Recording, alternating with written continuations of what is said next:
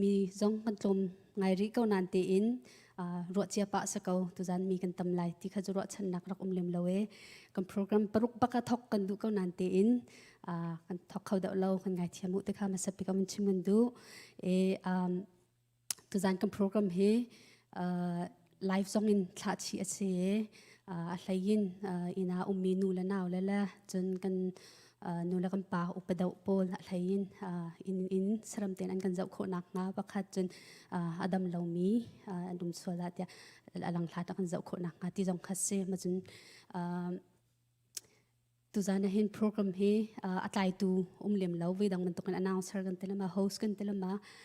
มันตกอันไลต้นมันตกขันตัวอัสเลมละเหล่าPowerPoint นี่ตำดาวจะคนช่วยไล่แต่ค่ะมาสัตว์ปีกับมันชิมกันดูตุจานจานะตูบันตุกินปะเทียนละเทียงและมาปะเทียนเบียชมตีดิ่งชวักเขามีประคัดเจียวนั่นจงอาลงลำนักตั้มปีกันไงแต่ค่ะเมนูไอโออินชิมกันดูตูบันตุก worship night program กันตัวมีฮิเมนูนี้หลังจากมีโปรแกรมจะสกาวนันเตงครีฟาบูจนจังนักสีที่จงคำชิมกันดูzapi atula sading zonga hen atum tu ding zonga hen nutung putung an menaw long kan selaw te mi kha zapi effort ataldi te mi kha man chimngan do zai ruanga da worship na he ma program he zai ruanga da atu bantuk thong pang chela ka hen kan shi ho te mi kha tong paltin man chim ka du nan thai bantukin kan ruwa law mi kan itim law mi pi ne atu bantu COVID-19 ne akan te ka hen zapi kan cha ilak zia la tu zia kan thiam lo kan cha khen atur kan tur bal mi kan ton bal mi selo te ka hen kan cha har ngai alain kan ni mena hen ha chu kan lung athong kan lung akhong ri ko nan ten akan affect tuk lo te kan ru ko nan ten atam tuk mental health song kha akan affect akan thi kan ma chu chim lo kan naw le la kan du la kan pa le tam pi jong athi na tu ban tuk leu cha na pathian bia khil fa mi kan cha chun pathian bia la la he akan him tu bik ase ma ronga tu ban tuk covid leu se kau zonga hin social distancing rule tha tin zulin mass shokin ma chun a hlat do in thudin atu program he kan shi ko ho ka lai zapi kan cha thinlung damnak asalai ti mi ruahchannak khan tu program he kan to an thai chiu ban tukin music ti mi jom atu cancer therapy tan ha jong khanan man mi se music he yati chun lung tham nak music ne da chwa pi physical pain silim lowin can emotional pain tan ha jong kha ki kan khorwa nak tha jang ader mi tan ha kha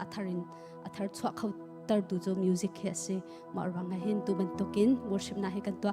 tu zan han sakting mi pol he kan thai chia kan saklang mang mi zarpi kan ni puma sa YouTube jong sa kan ngai chia kan thai chia lang mang mi pol khan sa lai tu zan chu kan tlong ngai kau ningza ok jong lau pathian la thiang se kau cha kan diar ten ha lai han sak chung akhan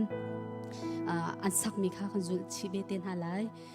pum program ban tuk asidang nan asidaw lau mi khise throi tu lai lau an chim ban tukin khan atu kaima bia ka win chim di in hen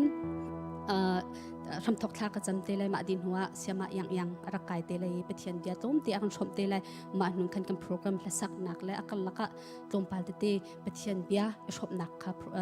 kan rak ngai te lai tu zana ara khomi nan chunga se ma jun life in akan zau mi nan za pi te chunga lung nak tam pi kin ngai tu man tok ngai chia thar sat nak la lung ra thain ka leo covid long sri lau tu leo akan tam ton ngai mi chu election he se ke ma pum pak li lam ne zan li la zan nga mi ku ve lawin ka zau thong na thlen lai te bangin khen ha ten news ka zau ve danga ka huam ton mi sa lo nan ten kan chim du nak chu abe pi tok tu leo kan ram throi tu president an thim leo sa hen abe pi tok covid a rang hen kan lung re thai kan kipin lung ra thai nak ngai kama personal life song in chung khar jong ase khomen rian tu nak song se khomen lung ra thai nak tampi rat liu sa na hin pathian la thiang la pathian biain kan lung in hem hau se pathian ni ka tu jan kan program hit phot ram se lo kan cha dam nak nangam nak dei nak chwa tar ka se te mi kha sa pika tuitin chimta ka du tu chu kan zapitin ram thok nak thak ban cham lai na ma chiu jong ke melong cham lawin cham chiu be uti kha kan sumna lelowan sar sar min chunga Dawtnak levenge nak lamang thue kan zau khan zung za tu kan pa kan pathian ma sa pika na min thiam thang tham kau se boipa minung ni chun atu ban to program ngai ding hi boipa kan dak etim to alwan chia thlani thumin seman se lo boipa minung ko khan nak chu boipa tu jan chana nang mani thona chua atlam na lintari atu ban tokin boipa heza kapa na fala minung hika nabia en thianga ton ti nak le boipa mun khatya nang ma na la thiang le na be thiang thom ti dingin boipa chan han ti nak chan tha na kan bek khu cha kan lunga lom to sing chanen boipa hika muna tu ban tokin chua la lang le boipa nang ma thang that adu kaw nain boipa takpum dam lo ronga ma mo selo le boipa tu rai thim phan nak ronga mo ara khalomi kan hoi do han cha chang ma kan cham boipa hi kapa kan tuar mi tu lewi kan ton mi bial te hi boipa minung kan cha achun boipa in har atwar har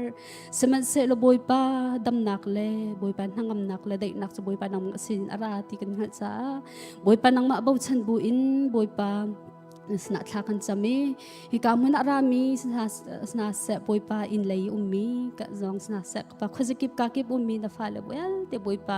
nang mani kan chunga dei nak linter ron linter samlo hi program zong hin boipa nang thokon chwa pyak lo nala thiang pakhat pani boipa kan sakmi zong hin atharin ka patha jang kan lak than nak ase atharin kan nuna rian atwan nak ase boipa atharin ka pa kan nun thar chwa nak zong achan kho nak kadinga nang ni thokon chwa sam ko so tia tuan chan kan na kan chan la kan program dial te na ko chunga pu in thinakin na thau than mi na fa ji su khrimin na sna longlom nak la bo cham bu thla kan cham pa chen no amen sorry yang sang phate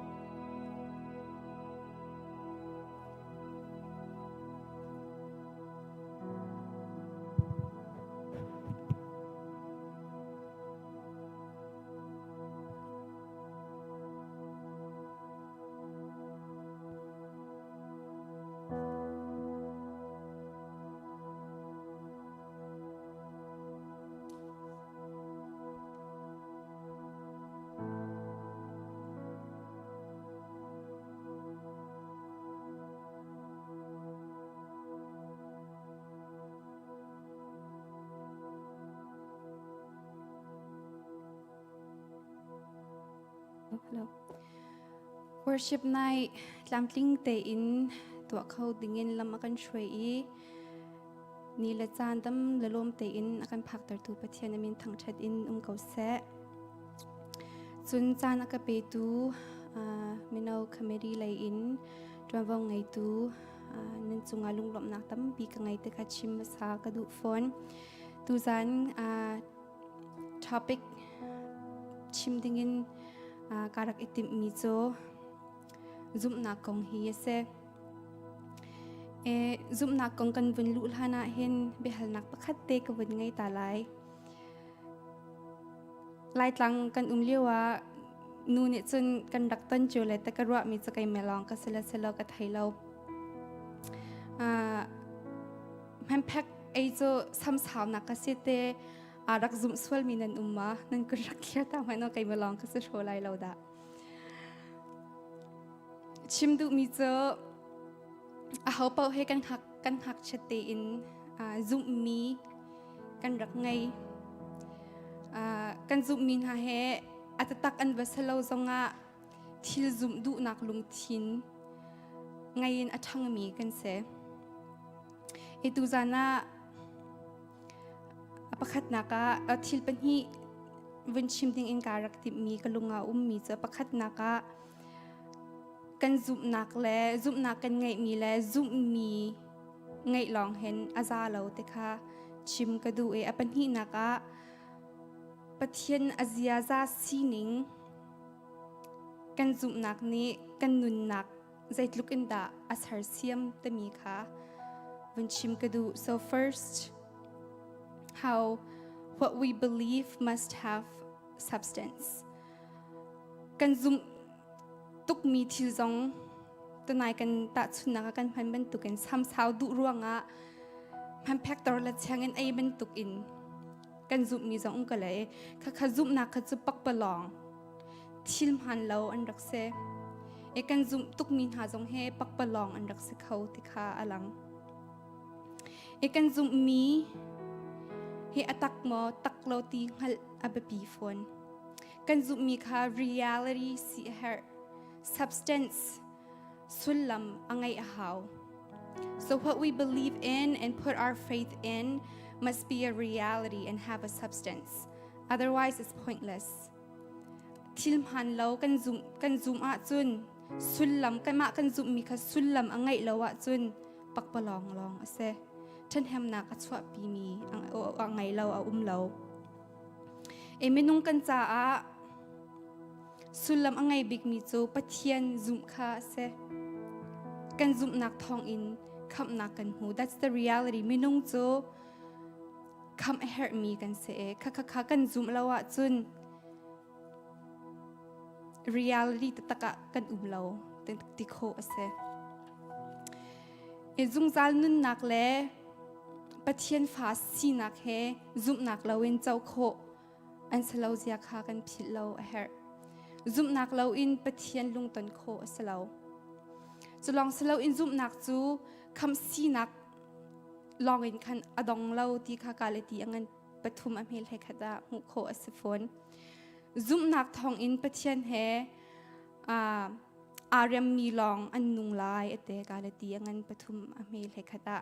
imerang chan merang hol in vun chima chun the righteous shall live by faith. So in other words, faith is a way of life. Faith is a lifestyle. It's not just a concept. Zumhnak chu zum tun ha nun nak aveng lam nun lam asial tu ase.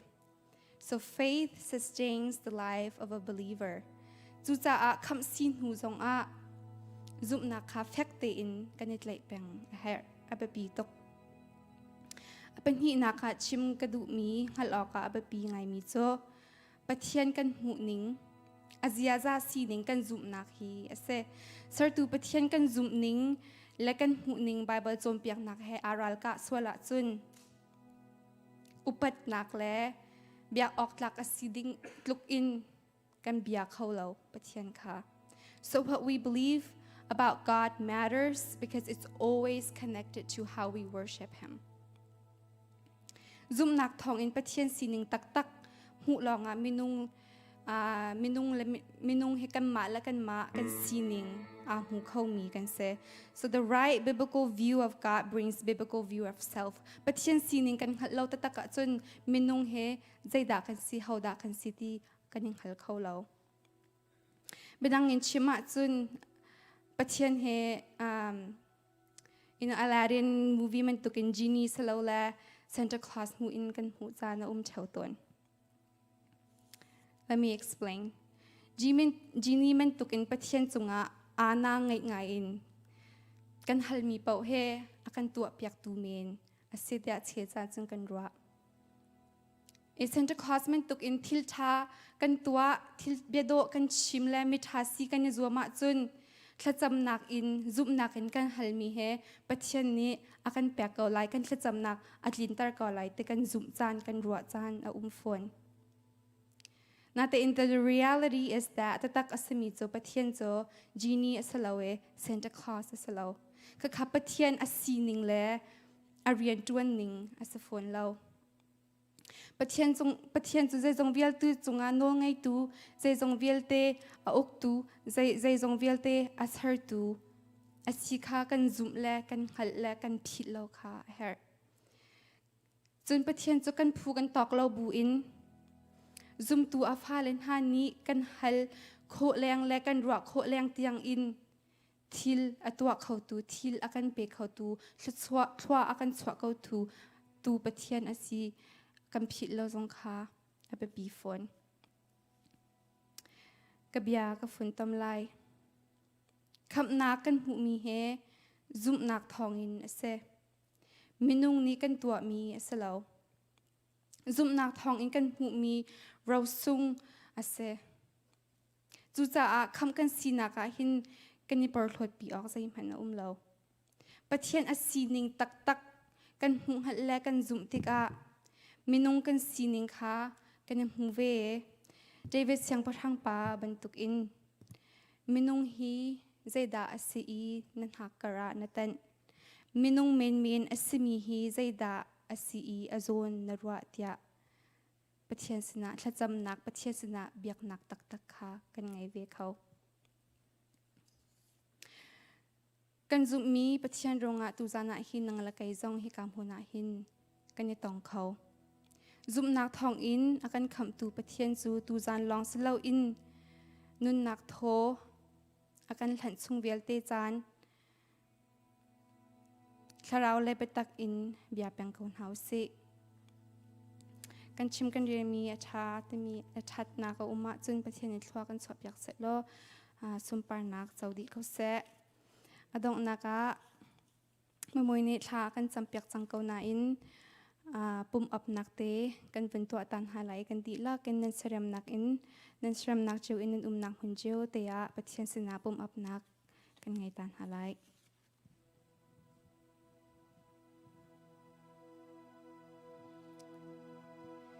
ตัวนักเล่เป็นไงนักอินขัดนี้กันบอยปากันปะเทียนนังจูเจจงเวลเตสร์ตูนสีเจจงเวลเตจงอันโนไงตูนสีเจจงเวลเตอุกตูนเสบอยปาณโดดนักและณชัดนักกันรัวติกาหินกันยลมเตดะโลจูชิมโคมีดังกันไงเล่าดูจานีบอยปากันยติมตัวมี worship night กันติมีจงบอยปาลำพลิงเตอินอันนี้ละจานกันพักตรจาจงกันยลมเก้าตูจานกันหัสักนักปุยปันนบียกันรัวรีไลมีจานซุงจงหินนังมินกันปีโลเทียงทาราวรุนอิพวงโลฮิกาบียกเอ็นเทียงอารักเขามีเสะปุยปาออนไลน์อินอากันเจ้าตูนฮานูละปาอุเลนาวฮาปุยปากันลุงทินซุงปุ่มปากปะขจดซุงเรียนรุนจวนโลอัทารินปุยปากันนุนนาการุนอิพวงโลคลายกันยินทั้งชัดนักเล่ปอยปาเบียอินปอยปากันยินทั้งชัดนักให้นางในกันเจ้าลานเปียกโซโลประคัดและประคัดกันยินโดดนักทรงอากาศตร์อถุตร์ตัวสีปอยปาบิกอินนางมาเฮ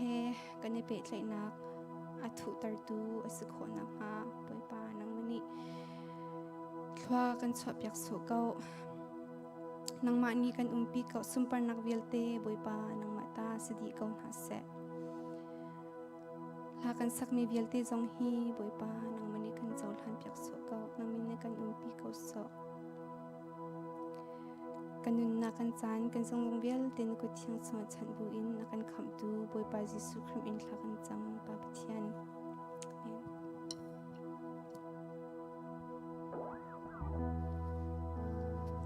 กันซาปิเตดิรินปะเทียนทางชัดนักลาซาดิงินกันสมนา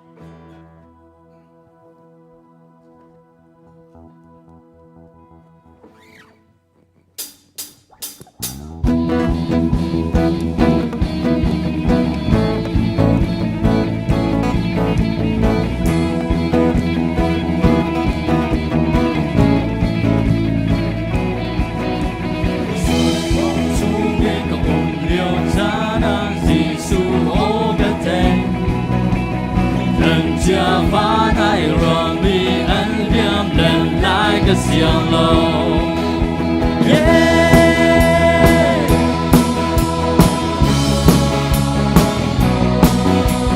สิสุเกย์มันเป็นสวาบิบานีอากาศโดดังอัน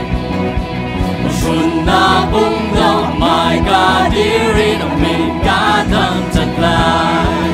กาดังจัดลาย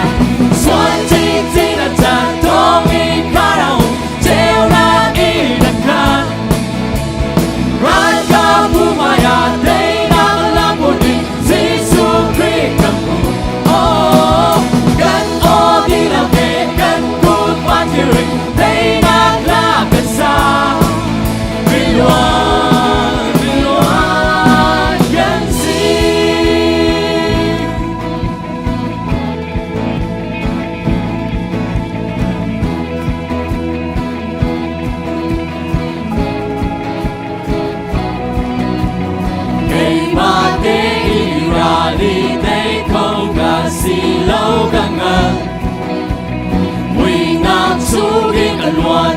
tiếng cha chân xóa tu cả hè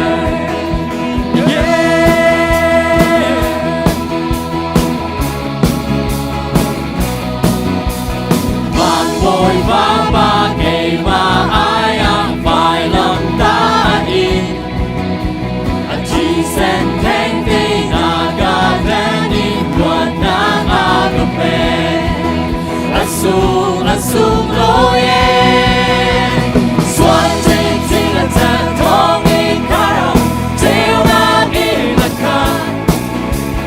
ranga bumaya tây nam la putin Jesus Christ mu oh gan to đi làm về gan cút vang kiri tây nam laกันซา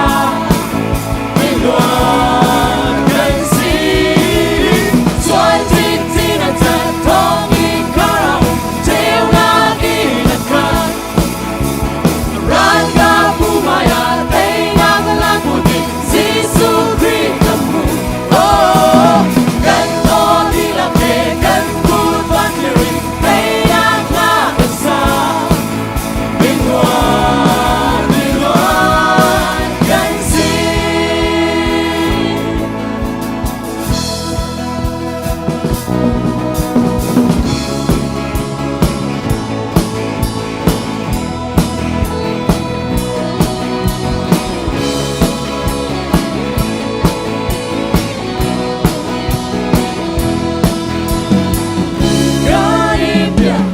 Ganimia,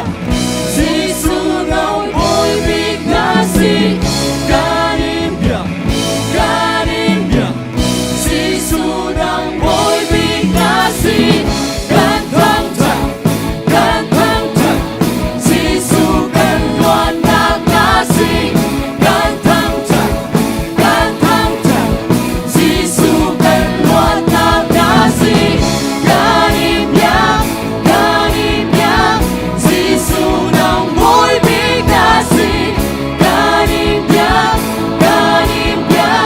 Sisu đang ôi biết ngã si. Gan thang thang, Sisu gan loan ngã si. Gan thang thang, Sisu gan loan ngã si.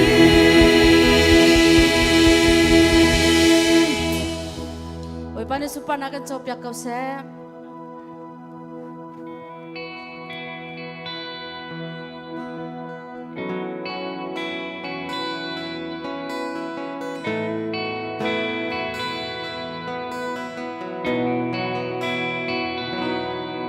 Thái dương con cây thấy cái hè lâu lùng rê thấy bi đinh giống cái ngày lâu à chan man tê nang rian na chuan ka ngal na khoa khan ning thấy cái hè lâu ka cha cha bi gan si dung ra cái her mi bakha boy ba nang ma ngày lâu Chuta kanun kampen Nagkutsung long kay ta himna Boy pa na Dawtnak long zoom zali Lam ho Volay ni chua bimi Nom le lom nak zay ngay la maning Zay zong vial nagin Kanun ni hermi Boy pa kan ngay chun Kanun ka matin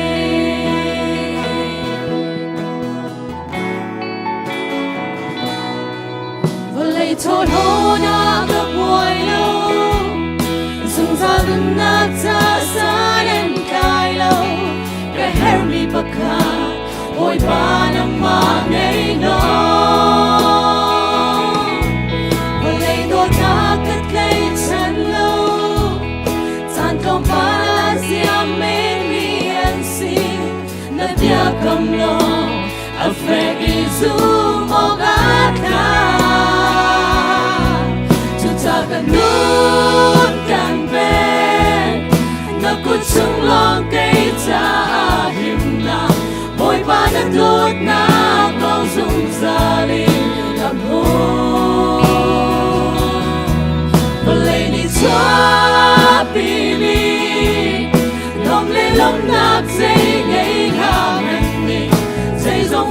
nagi kan nun ni hermi Oi ba kan nei chun kan nun ka mati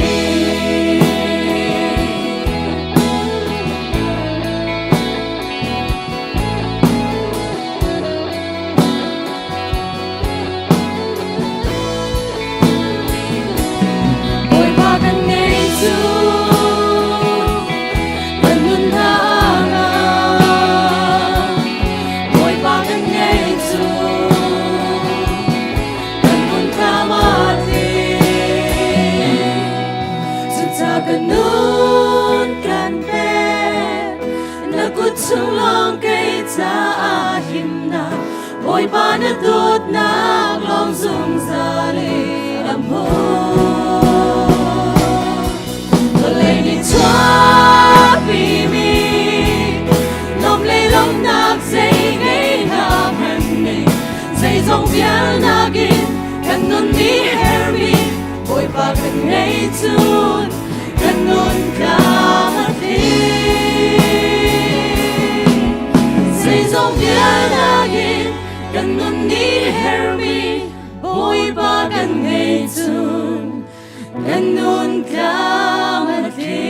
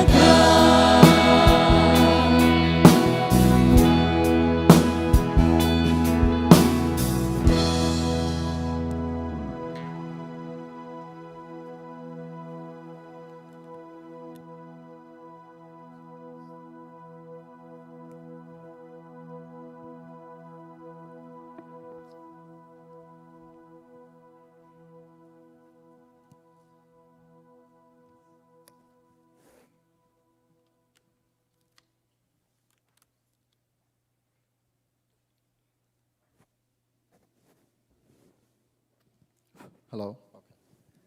Okay. Mag minsan van Zumhnak kasi bentukan santan akan tiada kalom acok mitampi kamu naca kathazong dame petiang tantrati naca ulnau petiang hikui fabu pakatin petiang tantrati zai luna nom temihe nanti ciu kalau itu Zumhnak ngai jisune minung lain hi long tim na minung lain hi in volai athen nang kelan orzong na lo minung lain hi lang kan se chu cha minung tam pikan herlo online zong mi zong an tlom zonga apailo aruang cho pathian herne pete na khabe pi kan rat mi kan fian kha bi pi kan chunge passion the love of god kan her mi kha abi pi cham ma kan ngai kan chun volai pi athlang khotu nang na kai kan sve ko tu mi kha mas pi ga chim gadu kai ka topic he ka chimning mi he do na ka se nulap no wa tlang wa do nak chimninga ka dir lo nula fa do nak chimninga ka dir lo ka chimning mi cho pathian le zailung na kan dot pathian do na kha je si te mi he fiang te in chimninga kara mas biga zai ka chimhan a jon angan pathum he le ru ka vun chim ta lai arwang cho do na kan te ka hen khak chika te in kanula kan pa sin school sia siama pastor te ne an chimpang mi zai bible zai thong than chim zonga sa do na atel po achun ma bible verse an chimpang mi se khak chika te nen thai chiu di mi ska lai pha chiu in so na kan in so na ning salo nan za di mi khe skolai jonangan pathum he leiruk for god so loved the world that he gave his only begotten son but tiane volai do thrin cha hin angai chun te afa apek that whoever believe in him should not perish but have eternal life ama azumi cho an tlaw lai lo jol na ngai lai te mi kha hapo ne kan thai chiu mi cho ase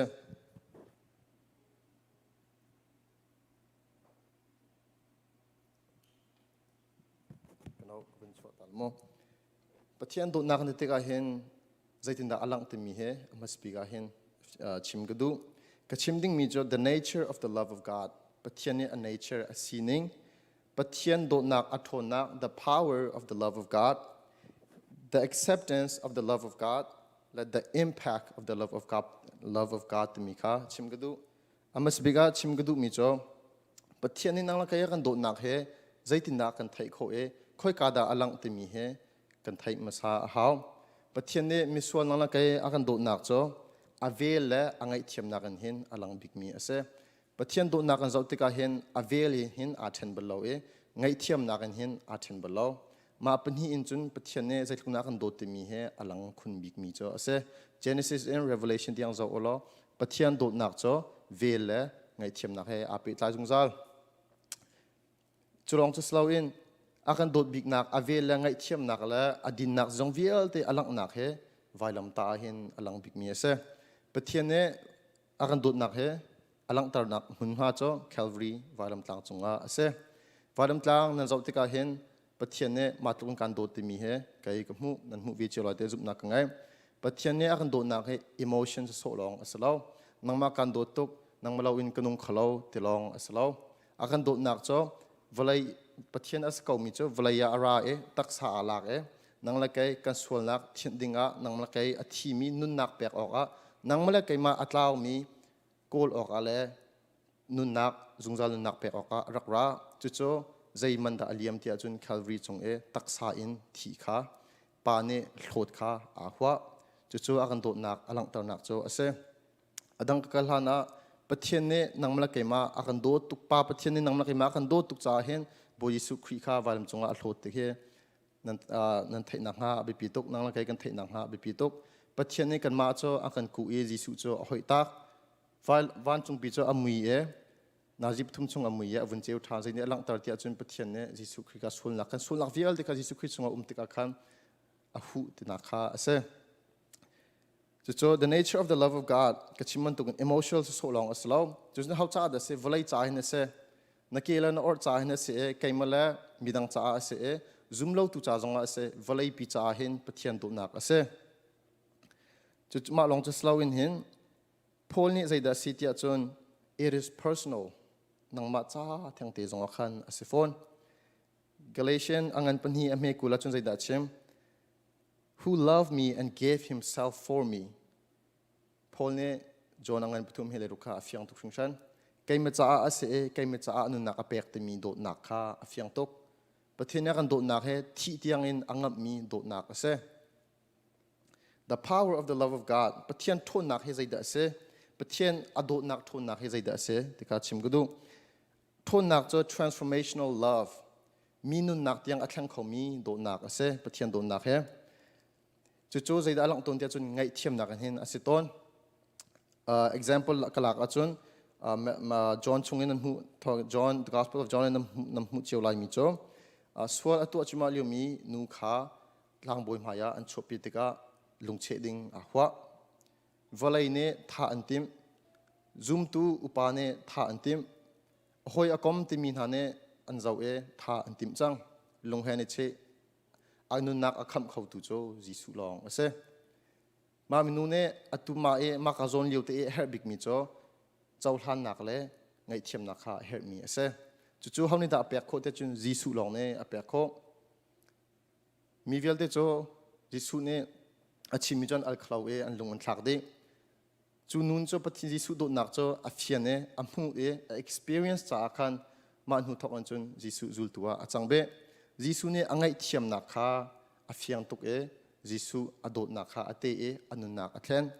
จู่ๆปฏิยันโดนักนั่งละไกกันเตมิโจ is a transformational love นุนักยังอัตลังเขาตูโดนักเส the acceptance of the love of God จุมาทันชิมกดูรีมิโจGod's love is the core of transformative force. นุนนักเวลาจุงนำหุ่นวิลเตะเทนนักบิกอัฐาบิกมิโจปะเทียนโดนักเสนหอยป้าเทนดูอาจุนปะเทียนโดนักเทนหาวนินป้าจุมเราดูเทนดูอาจุนปะเทียนโดนักข้านุนนักอลังหาว The acceptance of the love of God. God's love for you is unconditional, eternal, but not situational. ปะเทียนนี้อันโดนักโจรีอังไงเราZungzalin am hune nabolin chun nitin na tu amia hen amuti lo thlasam na thon dewa khan ando thailo ando khun thailo chewra chewkhat na pek lo khan pek na phila khan ando peng ri ko na tu ami he amuti lo pathian do nak cho nang ma cha a se zungzal nang ma cha a zungzal chun ka chimduri di mi cho nang ma ando tlukin hen James la John la Paul la Peter adot lukin hin nangla kay makan dot mi he alo chu cha Bible cha na kaw zoom siang prang David adot zong in khan akan dot kaw alang tarnak tu kha adang daw ye dong na ga chim gudu mi the impact of the love of God he se khen kan du asia kan chun thinlunga hin I thlan he a thok mi he se kan thinlung a thlan lo chun kan ruwa na long a thlan a chun thlan tak tak asaloจู่ๆท่านนักโจปะเทียนโดนักเฮ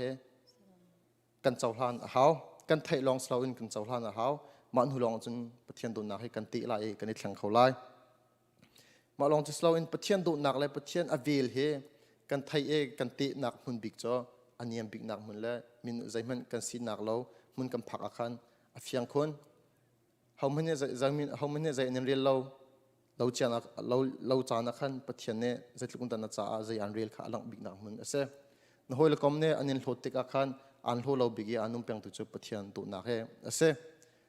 เจรวังดาสิตันเนี่ยอันหัวตุกเตียจุนปะเทียนเนี่ยอันตุกจ้าเสน้องละไกปะเทียนเนี่ยอารางันบิกขัดนักนั่นสิจ้าปะเทียนทิ้งลงอ่ะขัดนักนั่นสิจ้าเห็นเสกัมพิเราบิตุกดงนักชิมกระดูกมิจ้า God's love is available for all of us for all the timeนั่งไงเชื่อจานสิสะมันนั่งไงเราจานคนรู้จานสิสะ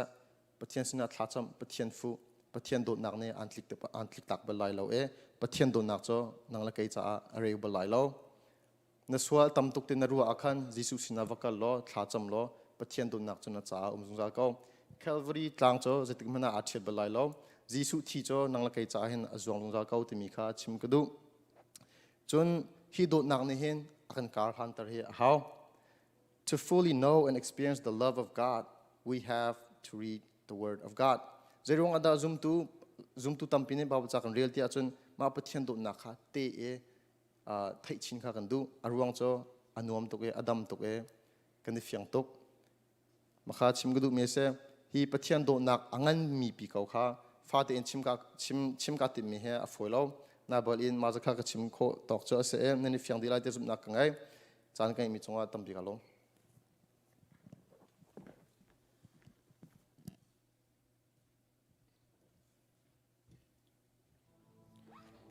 thằng thằng nghe mi thà thôi tôi chỉ cần đi gần gần điện hàng lại thành khó lo đủ nào tìm tiền cái thằng thằng đi hàng lại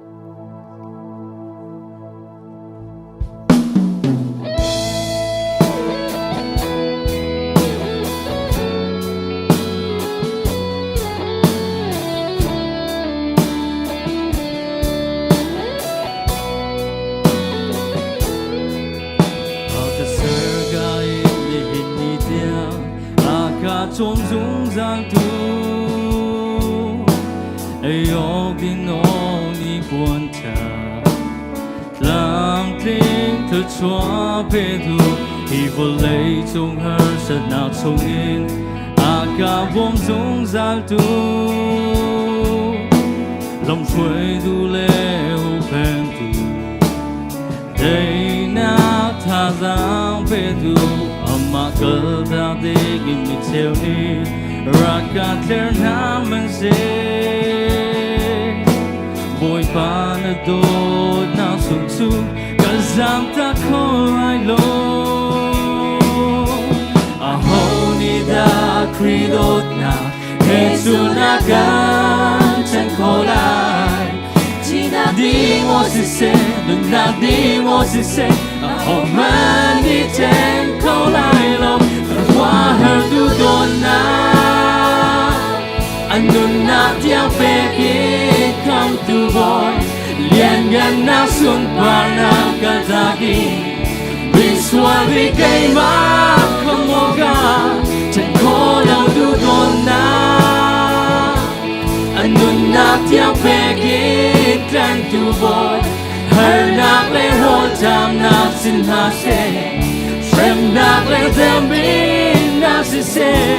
chẳng có lâu đủ đột ngã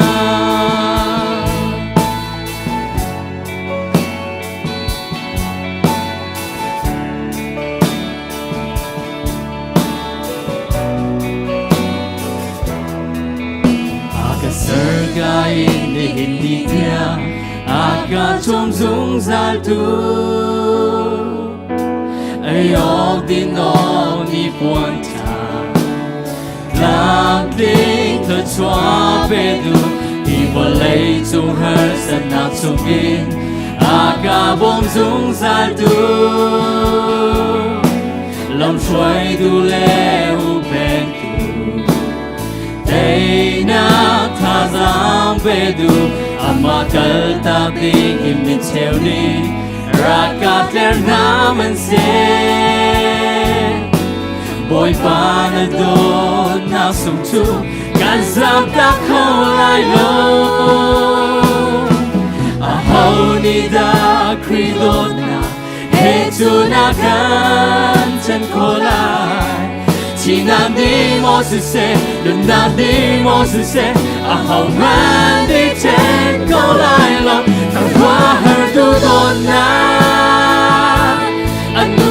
Tiang begin come to boy Yen na sun pa na kadagi Biswa be kai ma kamoga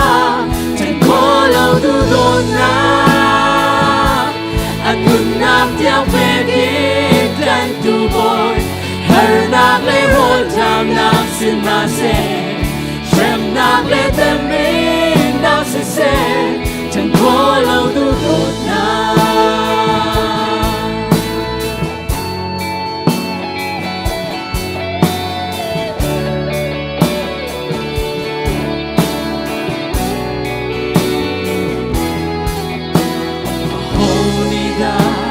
Dawtnak He su na kan chân khô lại chỉ nam đi mo su se đừng nam đi mo su se hầu man đi trên khô lại là cần hoa her du dawtnak anung na tiang pe gin come to boy liền nhân na sun pa na kazaki biswa be kai ma kamoga khó lâu du dawtnak anun na tiang pe gin come to boy her na le ho jam na sin ha se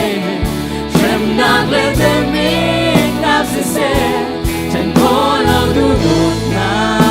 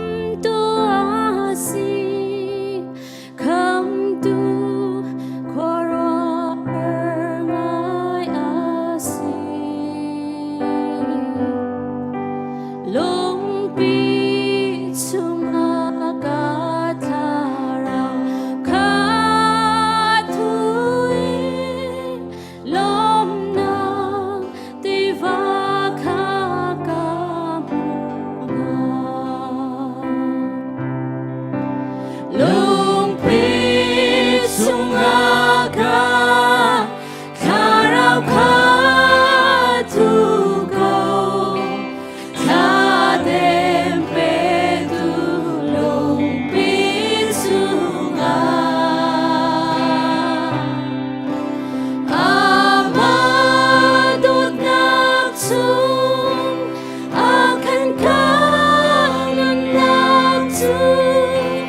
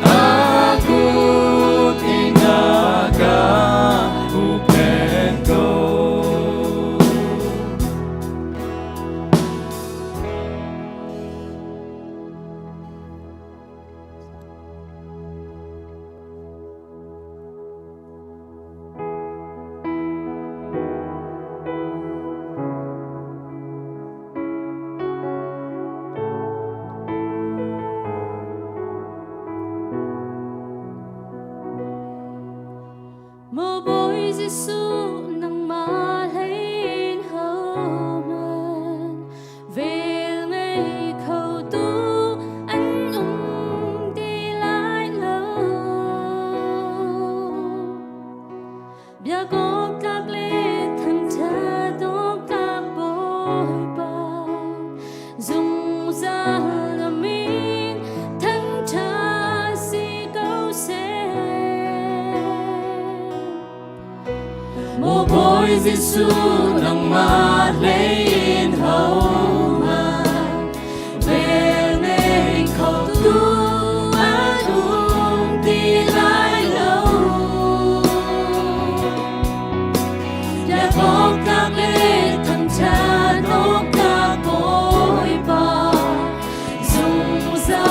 là mình thằng cha si câu sẽ Hãy subscribe cho kênh Ghiền Mì Gõ Để không bỏ lỡ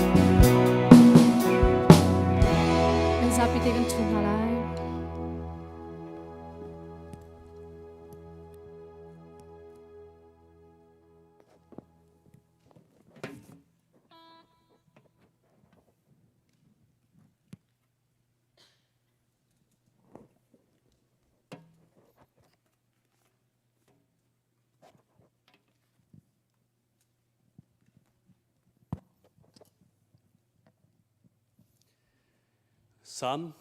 som seri lepakat ke tarpa Ruahchannak ase ame pangati mi jo mo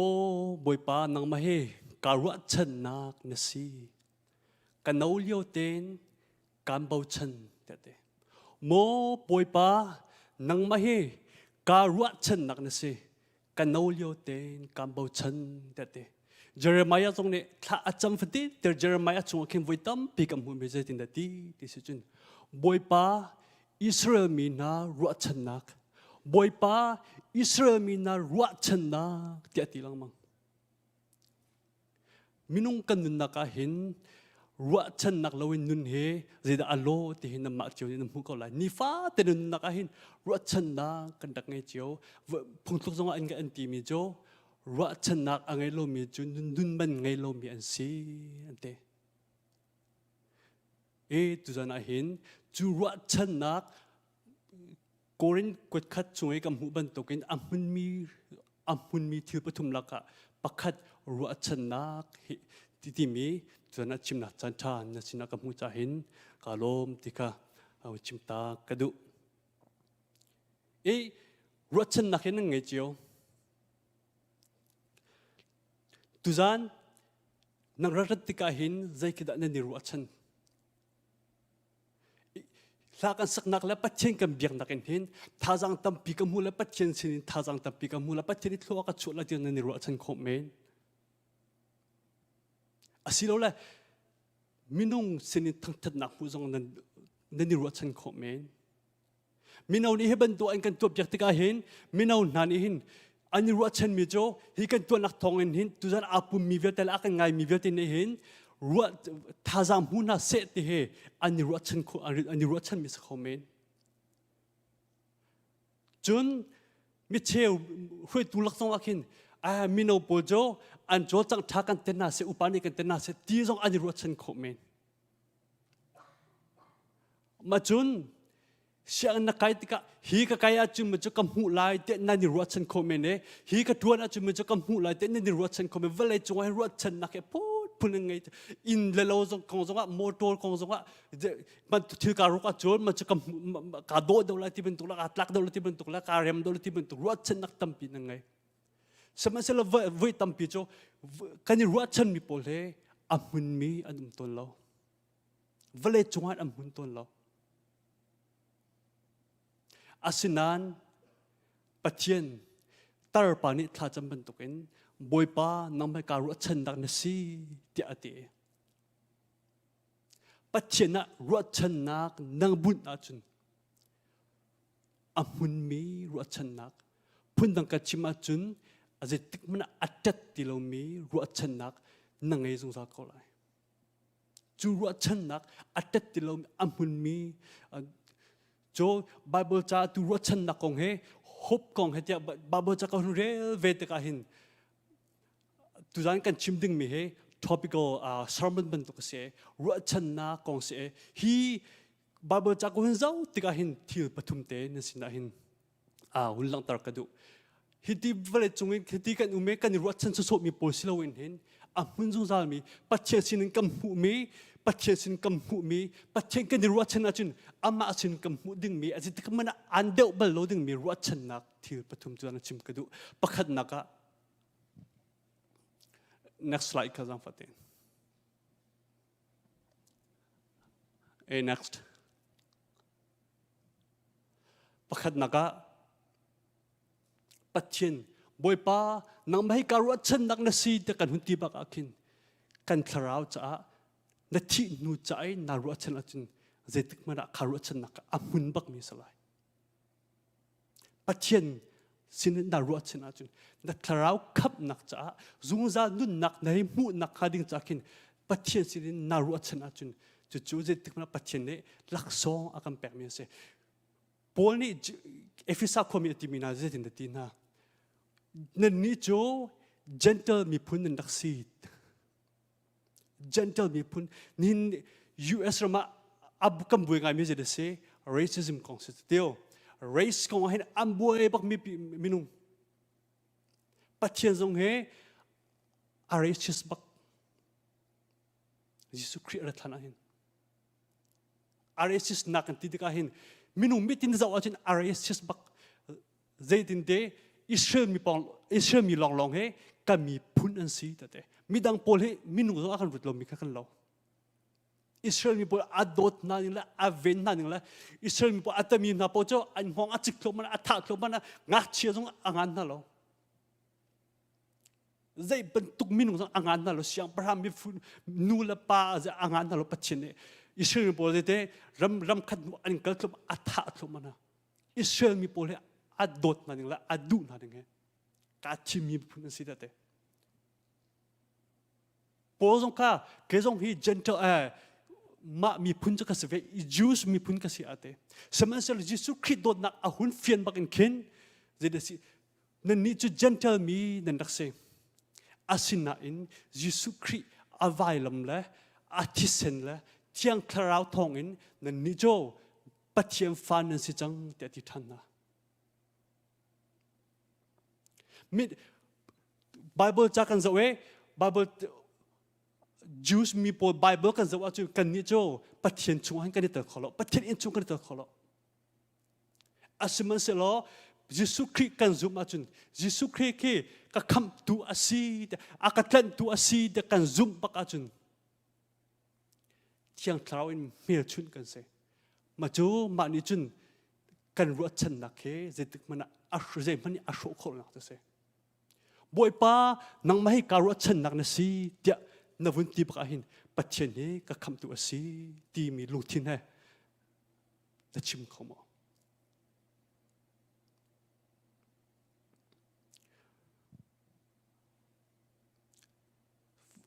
kham nak polni efisa khomi nak kan biawin chim na angan pro ka kam hu mi zede si ti si chun ka kham nak nam hu mi kha vale chung kanulio asiri chahin vale chung ahin ra kani dau zum tu ra kani dau lamang kani dau mi naral he vale minung he silawin van la vale kar ummi tharau thalo nak kani dau lamang tate ban na cha chun the whole armor of God pathian ra thup tling kha ishukulo tate ma pathian ra thup tling a atel mi jo khap nak nam mi ka nan lu chin cha a ichin ulo tate ka kham nak nam lo wa chun nangai lo wa chun lu chin nangai lo Thessalon chunga at kham nak lu chin ti mi jo hope of salvation for helmet na lu chin cha khan kham nak na Ruahchannak kha na lu chin cha e chin te phun nak kan chima chun kha na kham nak na Ruahchan mi kha se tik atlaw kho ti lo ti nak se na Ruahchan mi ka Ruah chi peng ze mani ashok ko ti lo mi Ruahchannak adik tak asi ti mi ka polne akan chopyak mi asi tu ma pakat te jo tu angan ri so mi a her ri so mi na ma chun pathian sina kirlo Jesus Christ ka kham du la ka boy pa asi tia na zup bak akin pathian fa tak na si ka Ruahchannak pathian ne akazumi na ju zungza nun na an ngai lai ti mi dekap nakha da cha atling tak lai thajinga zai kan lo lai kan thai tung lo seman se lo Ruahchannak amun kan ti mi jo thajinga zai kan lo lai ti kan thai lo manakin kan ni Ruahchan kho mi jo kan ton lai te kan Ruahchan bak mi jo pathian sina kum lai ti jo a Ruahchan ngam bak mi kan siok pe si jo ma cha chun pakhat naka pathian boy pa dong cha ka Ruahchannak na si kan vun ti tik akhen kan khap nak cha se se te he pakhat naka chim ka do e polne ral adaw lang mang mi kan se ma cha chun nan lu chin cha khan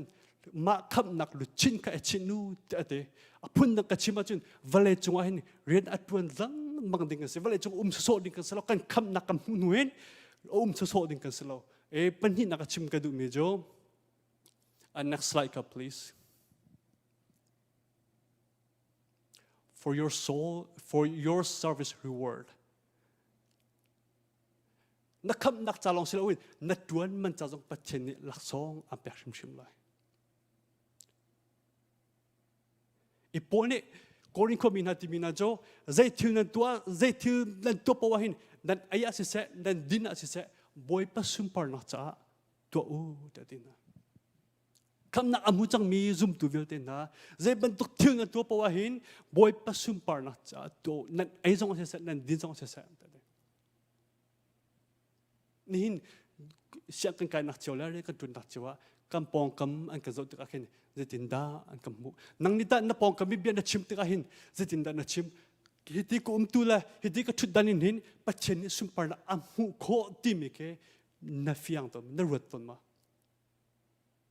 zung chun na thut la mi ti ni na chon liwa khin ma bu na ni chon pa bun khin pachen ni sum par na kanun na khin amu kho hi pa ching nin nun hin ti ke nan rut chi ton ma re ka tu na ka experience hetin mira ho kam vathim lo bu pikin kam pong kam chon lok that lo te kam lo hetin kam va chon pa ton nai kap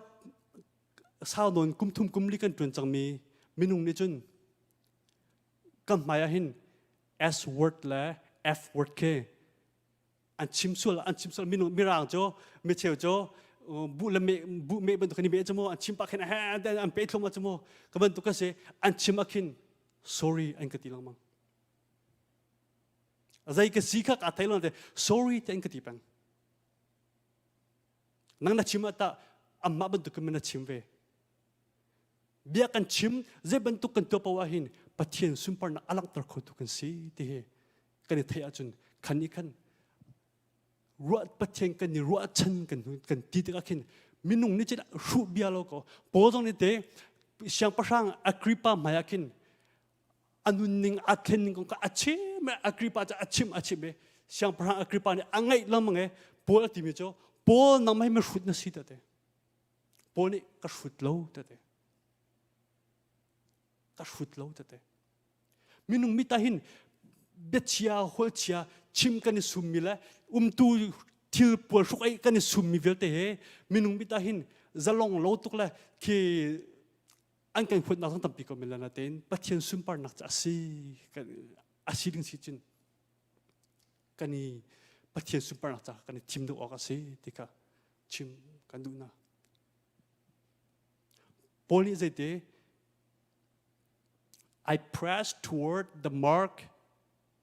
for the prize, for the high calling of God in Christ Jesus. Klik zom nak le katli pathian ni lak kan cha lak song kan akan chia piak mi cha kan katli tho ma le katli tho ma e tate poni korin ko mina jong atiri mina je tin da ti chen chu cha ku le korin angan hleinga korin ko khat angan hleinga adok nak te kin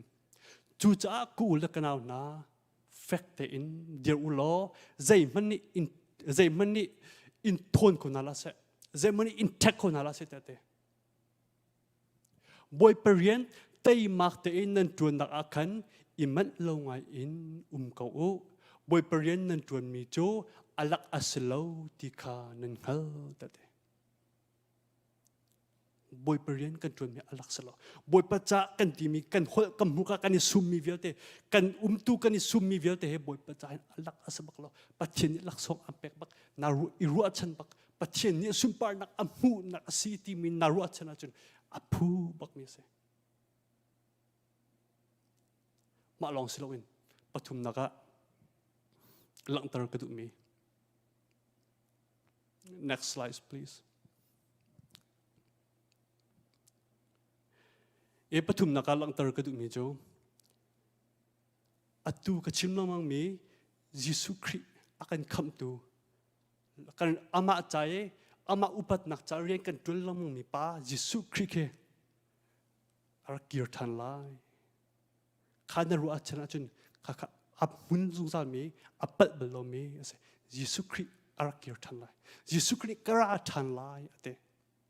voi tam pin an thailai nan kamma lak jong bia kan ru na bia kan ru don nai je ente Jesus Christ arat than lo cha kamma chai haulo adura than na se ama adu na ka tu na za timun tin bia kan chim ton asalo Jesus Christ ara than lai ti mi he kamma Christ fa mi na long ne cái như Ruahchan khó mi se mi dang mi phun nang Zumhnak dang này anh Ruahchan khó mi se lo asung lo itok mi Ruahchannak kan ngai mi se Paul ne Thessalon mi khun mina ati mina jo Ruahchannak ang mithi mina ko nga Ruahchannak angai lo mina banduk nan ngai vachia lao tatina Ruahchannak angai lo mina banduk kan nan ngai vachia lao sama se lo vanin muko tum thong athantika chun mithi ka thotar an slai Corin mina zo sinonga Jesus Christ red line na ka fiang te achim Jesus Christ mi fa pa ara thanteka chon mithi athi mi pum kha athi khalomia ani thlangla e arok kho mi pum he arok kho ti lo mi puma ani thlangla te katlok asung loi mi Ruahchannak he nangma kamma lo ni kangai khom se Jesus Christ azum mi na lo ni ngai khom se ka khanna Ruahchannak chu vale chu han zai mane apoi mi Ruahchan ding he amun mi zai lo Jesus Christ he kan Ruahchan panga chun zai tik mana hin val thil dang cho ki amun khomi lo chu Jesus Christ cho Jesus Christ kara than lai ati te khan kha Jesus Christ ra than na te khan Ruahchan khomo pone Philippines mina zong ati mina cho nan ma he Jesus Christ ara than te ka akeshama mu kan du na te ma cha chun tu sana hin arak pumi ulana vyo te na tarpane boipa nang ma he ka Ruahchannak na se kanaulyo ten kambau chan ati ban token amun zung za mi Ruahchannak kan ngai khon ka ding cha chun Jesus Christ kham na the thi nu chakin i Ruahchan thiu na tu mi pawa he pathen sumpar na achau kho ti mi Ruahchannak ngai bu ten ni faten ni kho zom la chulong silo win ka thi zong ase se kanun leo zong ase se Jesus Christ ara than te ka chun chu kalom nak bi ka se ko ti mi Ruahchannak he nara ta chun tarpane kanaulyo te kambau chan anaulyo ke ahe chut ne kanaulyo ten tu ka tar te kambau chan ti ben token nin ni arkrami minovyo te na zong ne kanaulyo ten Ruahchannak ngai bu te kan tar kan thi diang Ruahchannak he nung ding in tu zan som kan duk mina se lo tampi kan ai thang chat nak in kan chan kan peri than halai adir khovel kan dir halai kan Dawtnak lai kan pan chu ma voi te in boi pa ka thang chat hlana tin aza kan tiswal na halau kha atang mi chana hi kai rak chuak mi minau long te kan sikau cha khan te kan ma long sak selawin atang mi chana kan lung chin di lak kan nun nak di lak le boi pa Dawtnak ro du in lung thau te in boi pa thang chat ti ding kan som than na kai cha si te mi salai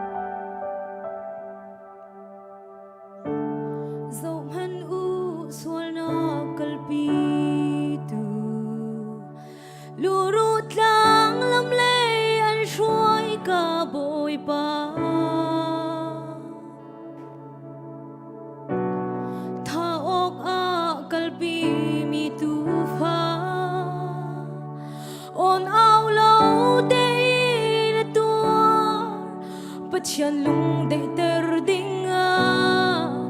volay ado cha nun na kape kay cha si vai lam chung anta na kay cha si vai lam chung anta na luang mi thi san thong in ngày chiêm na kinh cảm hu cả tàu đi lại lâu anh nghe na cả ta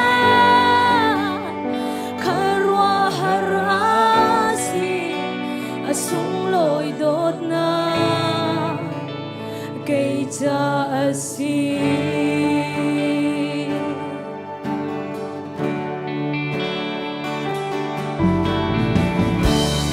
min nung ruahchannak ni tua khổ mi xoay gần si câu ri leo a chi ta sa chin lung kharao zo mi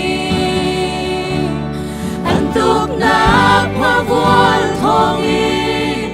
dam nak kinh chu kan bu chang tu si cha dung za la kan sala cây cha a si vai lam chung an ta na cây cha a si vai lam chung an tha na an luang mi chi san thong in nghe chiêm na kinh ca mu ca cao đi lại lâu anu đi na ca ca karwa harasi asung loi dot na cây cha si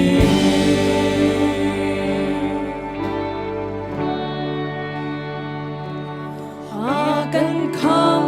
tu akan dot na kwarwa har na ngai ngai asi ko vanin leya rung chung kha kan ni kha kan do cha si asi kan ni kha kan do cha si asi kan cha asi ko kan cha kan boy arung chung mi sao pha na lo in vai lam na nak chung an tha cây cha si vai lam chung an tha na cây cha si vai lam chung an tha na an luang mi chi san thong in nghe chiêm na kinh ca mu ca cao đi lại lâu anu đi na ca ca karwa harasi asung loi dot na cây cha si karwa harasi asung loi dot na cây cha si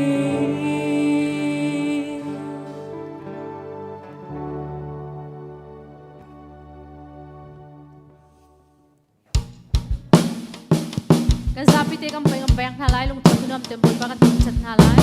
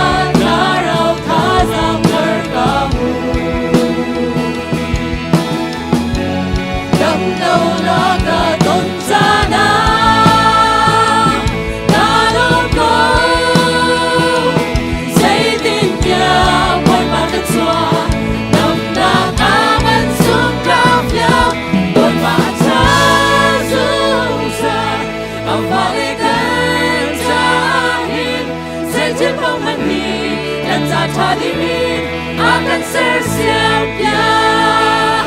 berbaca zungzang boleh minantahi abang itu menselawai akan presiatu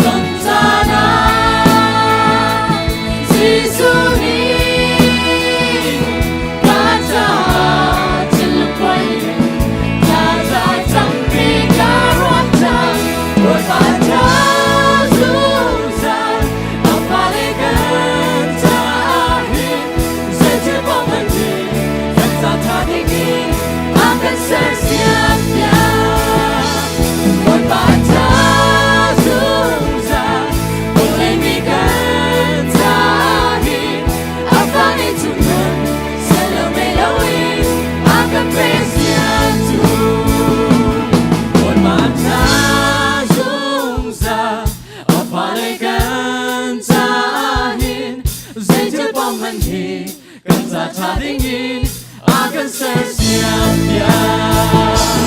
berbaca zungzang boleh minantahi abang itu menselawai akan presiatu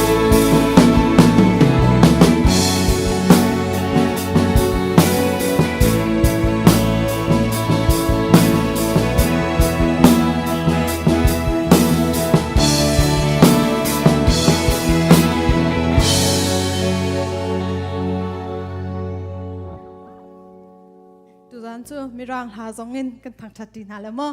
above all disalai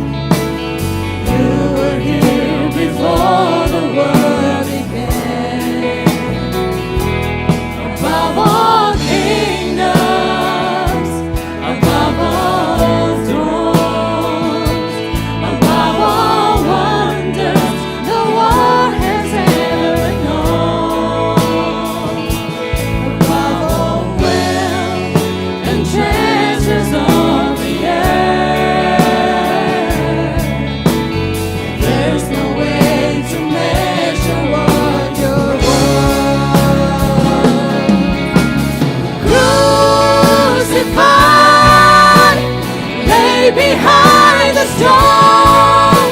You live to die,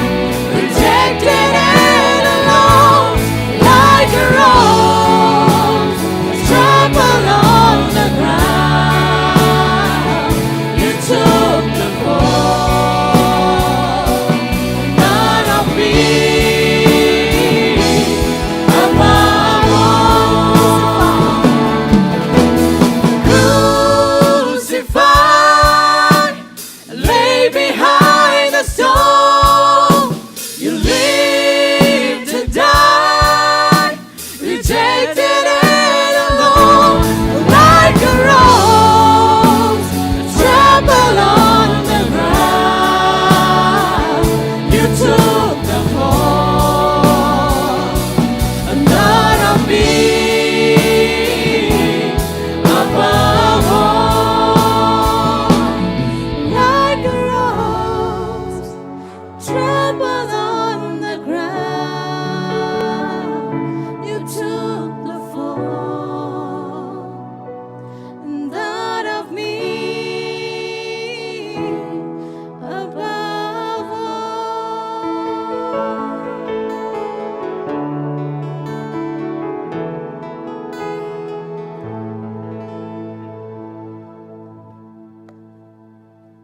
10,000 reasons in the Perinala.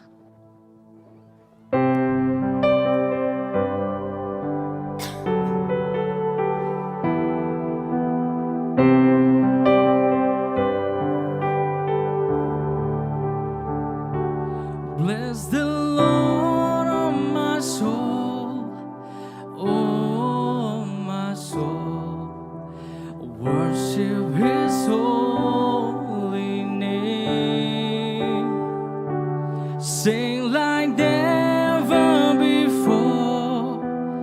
oh my soul. Worship Your holy name.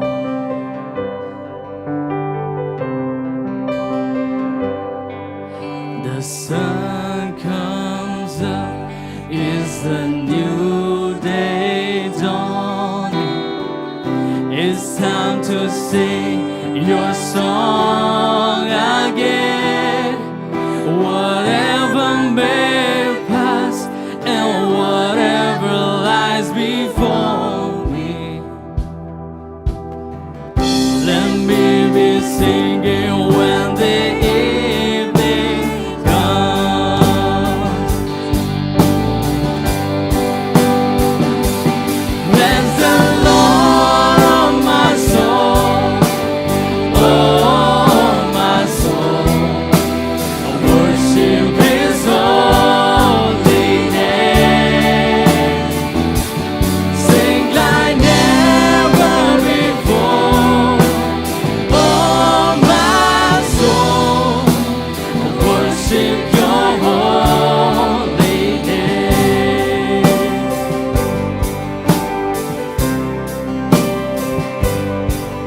You're rich in love and You're slow to anger. Your name is great and Your heart is kind. For all Your goodness I will keep on singing. 10,000 reasons for my heart to find.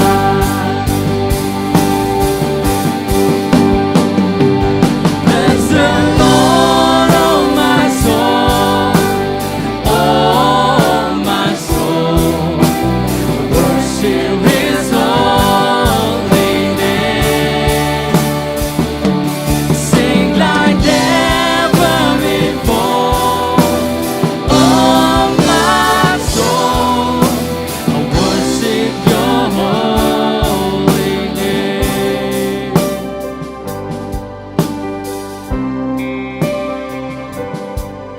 And on that day when my strength is failing and draws near and my time has come, still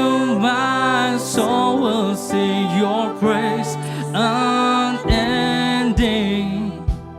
Let's go. 10,000 years and then forevermore, forevermore. Bless the Lord, oh my soul, oh my soul. Worship His holy name. Sing like never before. Oh my soul, worship Your holy name. Bless the Lord, oh my soul, oh my soul. Worship His holy name. Sing like never before. Oh my soul, worship Your holy name. I worship Your holy name. Lord, I worship Your holy name.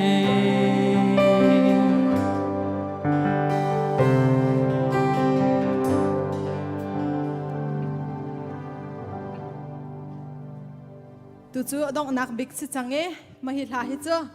exercise that ngal lan hala mo ding thau te moi pa thang that tin hau si kan him nak lungpi ti salai kan sa pi kan bang ma lai kan tu lai dong kha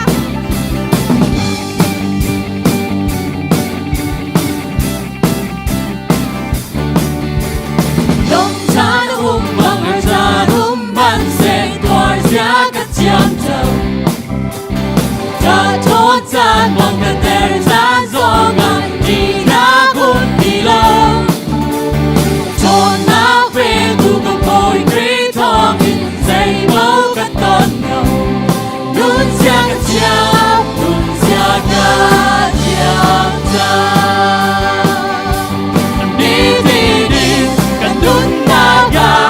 Jesus Christ, cả xin nó ôm chuột, thiếu dây bận, cả chung cũng sẽ hoa đi cùng lâu.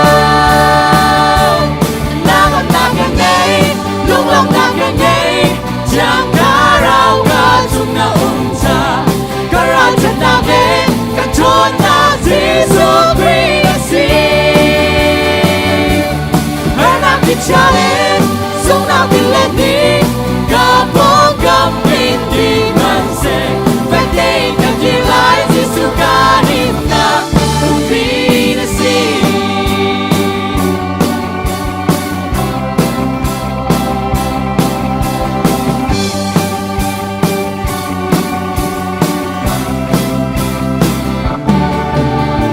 Cô lấy vì ngày mà ngã chìm tăng chặt cả bên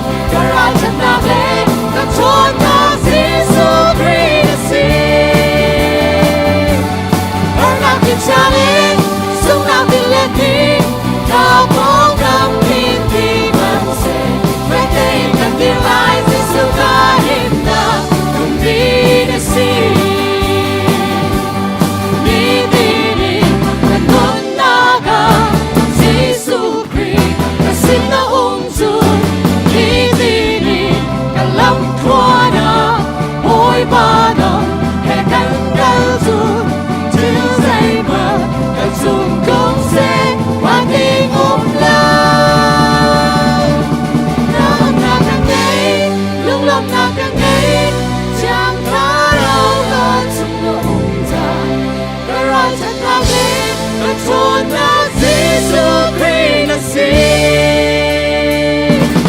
Nang nakan ngay lung long nakan ngay jam karau Ruahchannak Ruahchannak Ruahchannak Jesus Christ Pernak dicari Zumhnak dileti Kapong ramin di bangsa Beting dan dilai disukain na Umbinasi Beting dan dilai disukain na Umbinasi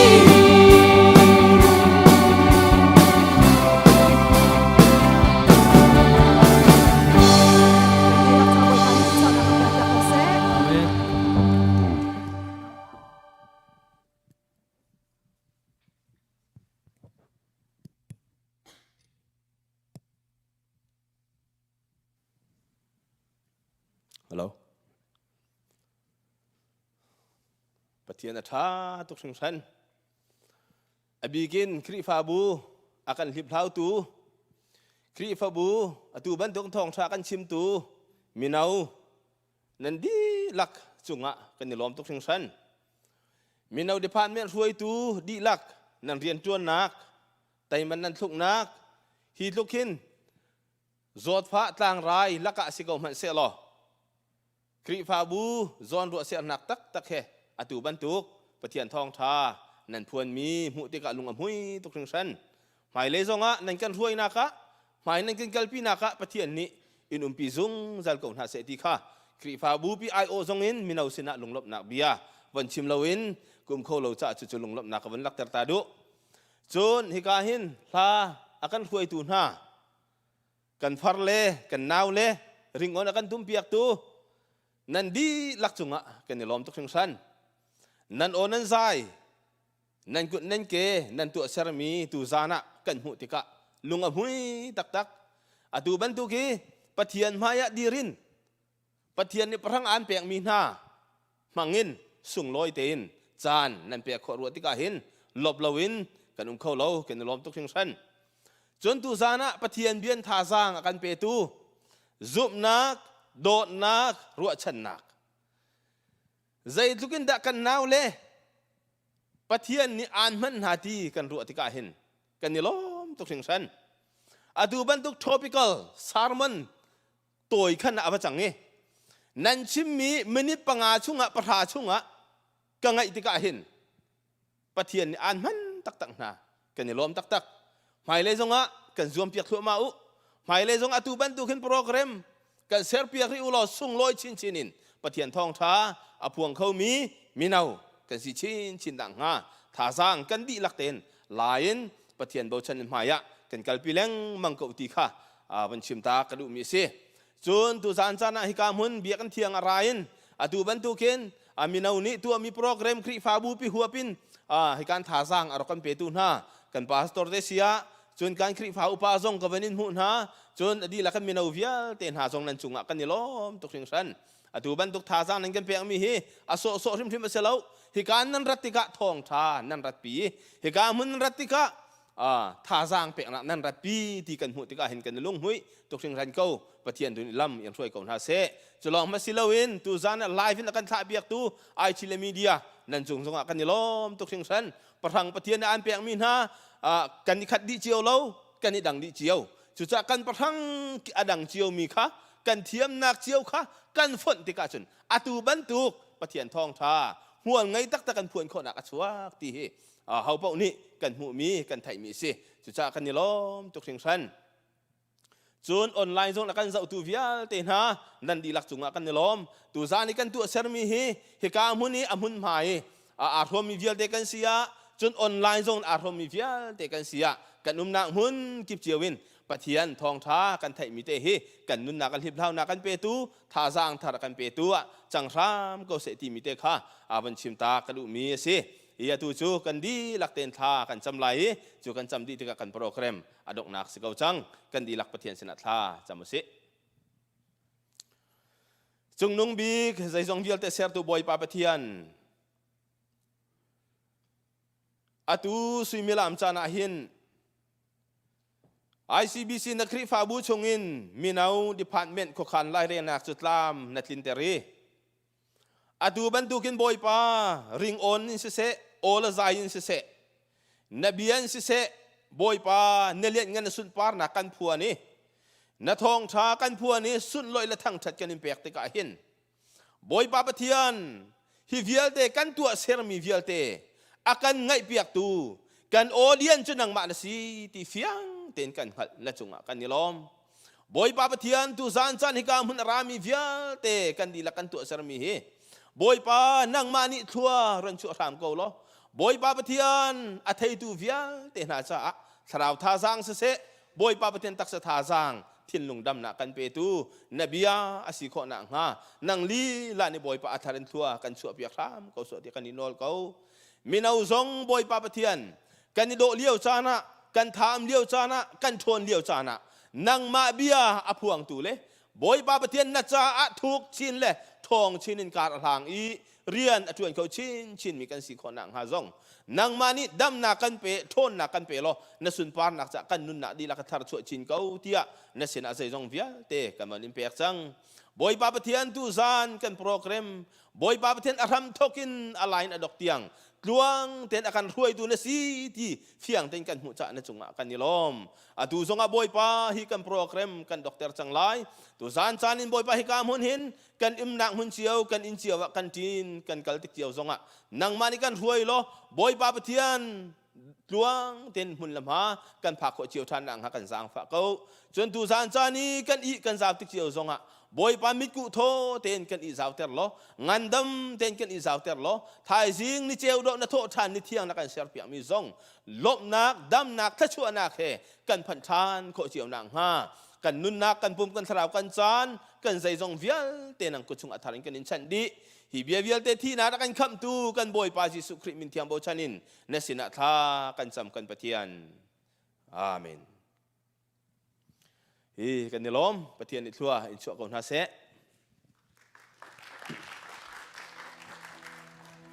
ท่า